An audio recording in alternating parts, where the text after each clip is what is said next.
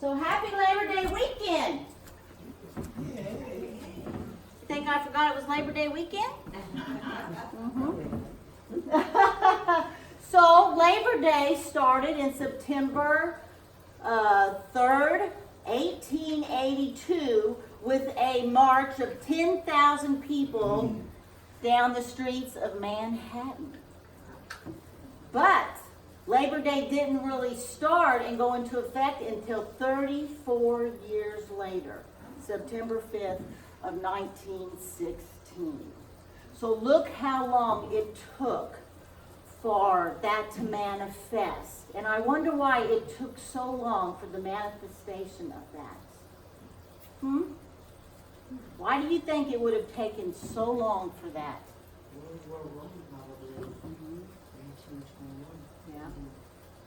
And it probably had a lot to do with the consciousness of the people. They were probably going at it from a place of resistance instead of a place of support. And when we resist something, what happens? It persists. Right, it persists. So back then, people were working 12 hours a day, 6 days a week. They were tired. They were angry. They wanted something to happen, and they wanted it to happen now. So they were resisting the life that they were living and creating more of the same thing, because that is where their energy was focused. So it probably took the support of wanting and seeing what they really wanted was to work maybe 8 days a week, maybe 5 days a week. And by them thinking more along those lines, the mass consciousness finally happened, right? 34 years later. But what if we could learn that instead of resisting something, we could manifest it by supporting what we really want to see? Wouldn't that make a big difference? Wouldn't that manifest that a lot sooner? So as we evolve, we are learning these things. Like the Berlin Wall came down in 1989. It took to that point for the mass consciousness to reach a tipping point that they no longer wanted a wall to divide us. But it took so many people supporting the idea of union, which is what Labor Day is about. It's about union, coming together for the same cause, for the betterment of man. And that's what work means metaphysically in the revealing word. Work means working from a place of your own passion and joy, but also working for the betterment of man.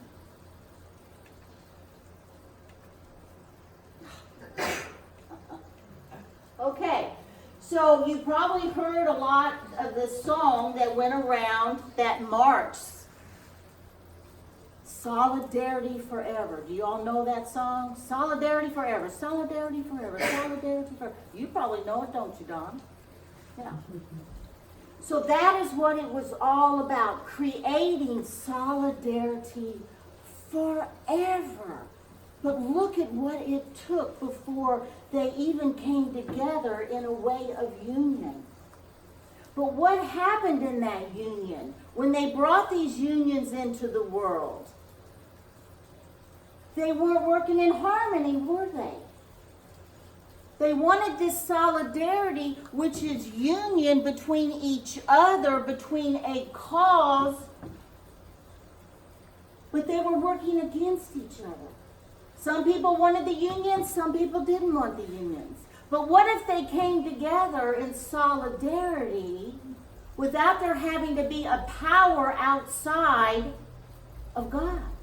What if they came together in solidarity through the divine nature of that God is all present, omnipresence?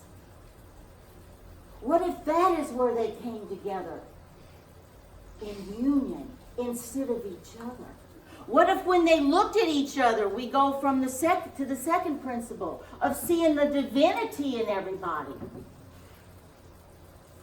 So our first principle, God is. Knowing that God is one power, one source, and we are an expression of that God. Principle 2, seeing the divinity in everybody else. But they put their trust and their faith in a power outside of themselves, in a materialistic power that was controlled by sense consciousness. So within that, they created this warring consciousness, and they were living from a lower vibration. So solidarity wasn't forever for them. It became a struggle. It became a resistance.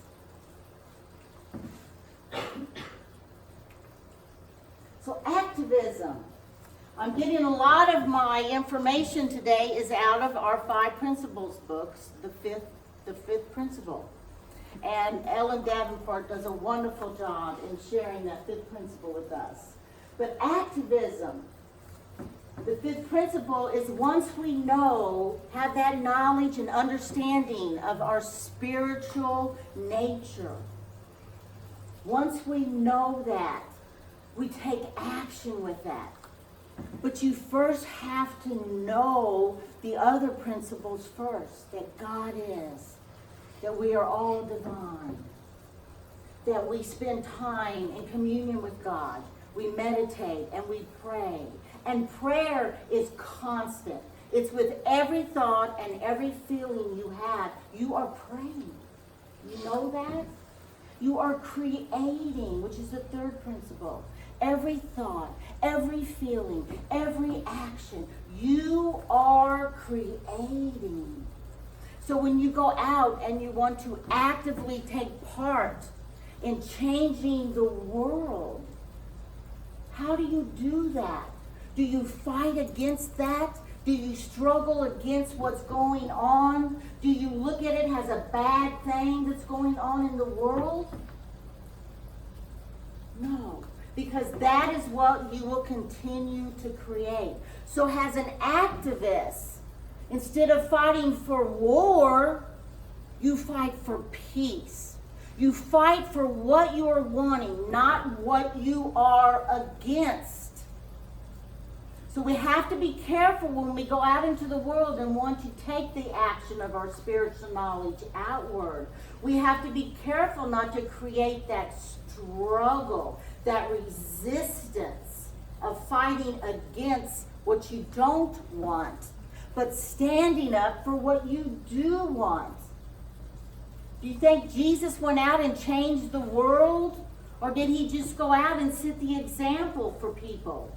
He was just that expression of God. He didn't go and say, well, you're bad, you're doing bad, and I'm going to make you change, I'm going to make it better. No.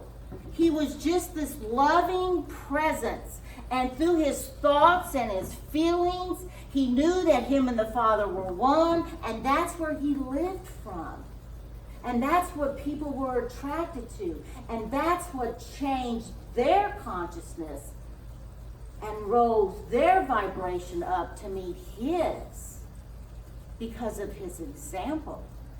Mother Teresa, look at all the work she did. Are there still poor people around? Yeah. But she said, I put 1 drop in that ocean. But at least there was 1 drop more in the ocean. She knew she wasn't changing the world. I heard once that she was invited to an anti-war demonstration, and she said, no, when you have a peace demonstration, I will come to that. Yeah. I will march for peace. I will not march against war. Exactly. She knew. She knew. And the saints and most of our people in the world that were an example of the Christ nature that they are, they didn't go out and create these big activist things in the world. They were this presence. And people knew that because of the presence of their own divinity, they connected to that. Even if it was blocked from their own consciousness, they still felt it, that they were part of that presence, that they gravitated toward that loving presence. And do you know, even if you're sitting on your couch and you're not even taking the action to do things, you still make a difference by sitting on your couch, by what you're thinking and feeling about the world. Joy wants us to pray for Mother Nature, for Earth, for Mother Earth and the nature. You know, how do we do that? Do we beseech and hope, oh God, please make things better, please change what's going on? You're the creator. What do you want it to look like? Well, start creating that with the power of your imagination, the power of your that picture you had out there to start with. That'll do. Yeah. It's fun. Exactly. Whatever it takes. You know, news is just that. It is something newsworthy. So in order for it to be newsworthy, it is something that is not a common everyday thing, right? So when you're looking at the news, which I'm able to do today, because I see whatever's good there to see in it. And I know that my thought is making a difference. I see the people helping the other people. I don't see the people that are doing the shooting or whatever. I see, look at everybody helping each other. Wow, that's pretty awesome. But to be newsworthy, it has to be just that. Something out of routine, out of your common everyday experience. So as long as this is not becoming our routine, it is newsworthy. So take control over what you're thinking when you're watching all this. Where are you vibrating? Are you vibrating in that negative space of thought? Then you're coming from a very low consciousness. So raise that up and look for that good. Because good is all there is. Touchy, touchy, touchy. Oops. Live your truth. Your truth is different than my truth. We have divine universal laws. Yes. The 5 principles are divine universal laws. But my truth may not be exactly your truth. She uses the comparison of a pot of soup. There's carrots and celery and whatever vegetables, beef or whatever. It's the same with us. You have experiences, you have wounds from your past, you have opinions, you have beliefs. Your pot of soup looks totally different than my pot of soup, right? So how do we know if my truth is, how do we know that that is the truth of my divinity? Does it feel good? Or does it feel bad? Good is good, bad is bad. You are an intuitive spiritual being. You know when something is good. Then that's your truth. Follow that. You intuitively know that. Now, mass consciousness plays a big part in our truths, doesn't it? It can sometimes pull us away to what we think might be good for us. But you have that indicator within you. You have that intuitiveness, that nature that you are, that expression of God that you are. Pay attention to it. That's why our 4th principle is so important. Meditation, getting silent, getting still, and listening to the insights that are coming to you from that goodness. And then follow them. There's your action. There's taking that action. Maybe it is sitting on the couch for a while and just changing your consciousness to think differently. And maybe it's not. Maybe it's time for some service work to help another person. Solidarity is about being in the experience with somebody else and helping them through it. Live your truth. The first and foremost thing that has to happen before you can even experience truth is Awakening is a shift in consciousness in which thinking and awareness separate. Until you have a shift in consciousness, and that is knowing without a doubt the presence of God, the only one power, one presence. That is knowing without a doubt that you are divine, that you are the Christ principle, the expression of God. Knowing without that, knowing that you create your experiences through your thoughts and your feelings, until you have that shift and that knowingness, you will not know your truth. Because the ego will be in the pilot seat. It will be guiding you. We want the ego to be in service to the soul. And in order to do that, you have to have a shift in consciousness. You have to become awake to these universal truths. So let's give you an example of the consciousness, the race consciousness, the mass, collective consciousness, whatever you want to call it. For instance, we've got the election coming up.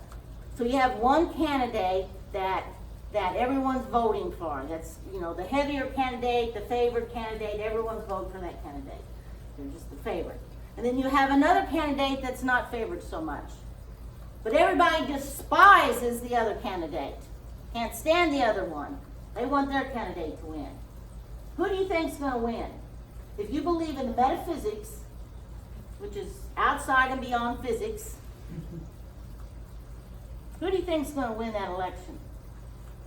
The candidate that's being focused on, whether it's bad or good. You're going to tip that energy to the candidate that you can't stand because you're so upset about that other candidate. Your focus has gone to that other candidate. And guess what? You have just given the candidate that you don't want to win leverage to win. Because of metaphysics, which is a universal law, which unity practices, and it is our truth. So think about that when the election's coming up. And you're slammering someone you don't like, and you're carrying on about that, and think about what you're doing. You're contributing to that candidate winning. So let's be careful. Let's shift out of consciousness. And the only reason you're doing that is because of fear. Every time we think and we pull ourselves away from good, it's usually because of fear. You're afraid of that other candidate getting in there. So you're coming from a consciousness of fear, which has lowered your frequency. So think all good, because that other candidate is just as much a divine person as you are, regardless of whatever's blocking the love from that candidate. Knowing is not enough. You must take action. Once you know, we're stressing that fifth principle today. And when I say action, I'm going to reaffirm to you, it's not that you have to get out and change the world. If you just change your consciousness, if you just have that awakening shift in your consciousness, you are changing the world. We all do it differently. So let's have some more examples here that she uses. For instance, let's go to the medical part of things. Some of us believe that we need to go to the doctor every year, and we need to follow the doctor's advice, and we need to make sure we have a clean bill of health. Some of us know that when we feel discomfort or dis-ease, we're going to work on how we're thinking and feeling about it and do our affirmations, and we're going to come in alignment with our wholeness through that. Who's right and who's wrong there? Nobody's right or wrong. For one person, that is how they stay out of resistance and fear, by going to the doctor, by supporting their health and doing whatever's guided. So their alignment and their frequency is vibrating high because they're not fearful. They're supporting themselves outside of fear. The other person If they went to the doctor, they would probably become fearful of what the doctor says. So they choose to do it in a different manner.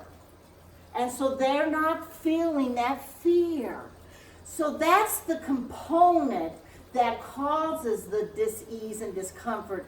It's the fear. It's not what you're doing with your health, making one person right and one person wrong. It is the emotion, the energy in motion that is creating the physical outcome through the metaphysical presence of energy. So it's okay however you want to do that. Those are all action steps. She also uses a relationship. She's a person that believes that you set boundaries and you sit down and you have this communication and you come together, and she had these certain examples that she uses in her own relationship. Well, a friend of hers thinks that when she has a problem with her mate, that he's annoying her, she just ignores it, goes within herself, and just makes sure that she's in alignment with the good. Let him annoy. She ignores it. She doesn't allow it into her energy. She doesn't resist it or judge him, criticize him. She just goes within to straighten herself out, so she reacts from a place of love. So there again, you have two different kinds of relationships. Neither one is right or wrong. What feels good to you? What is keeping your vibration, your frequency, feeling good, positive? That's the difference. That's what matters. That's the action you take within each and every situation you encounter. Check in with yourself. See if you're feeling fear. See if you're not feeling good about it. If you're not feeling good about it, then let's shift that consciousness and find the goodness.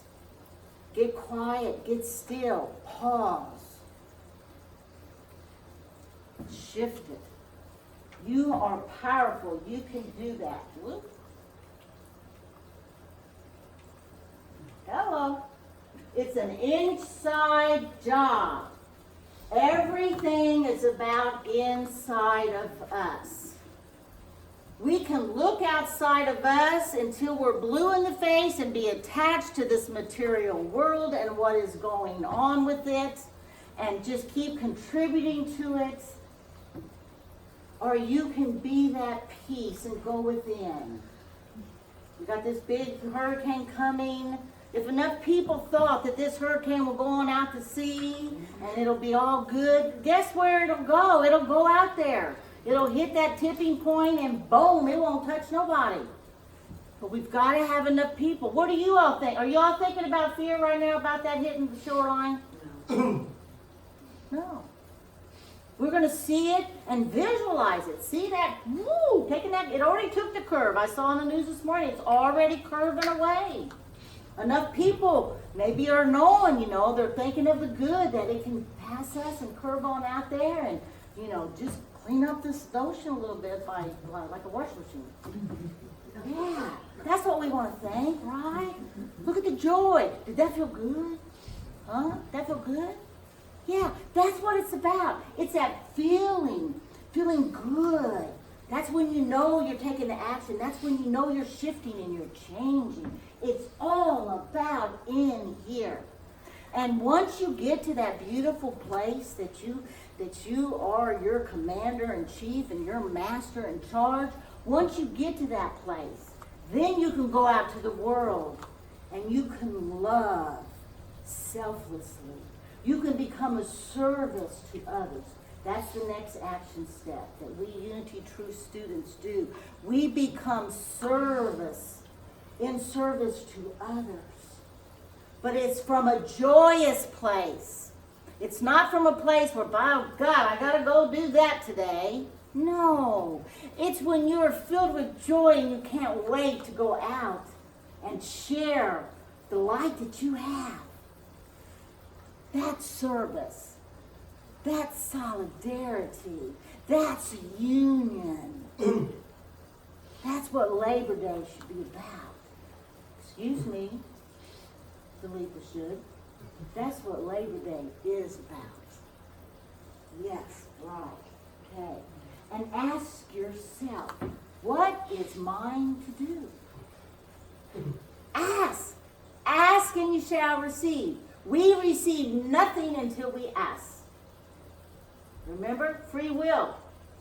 We receive nothing until we ask. People say, why is this not happening? Now, the first kind of thing comes out of my mouth. Did you ask? Well, no.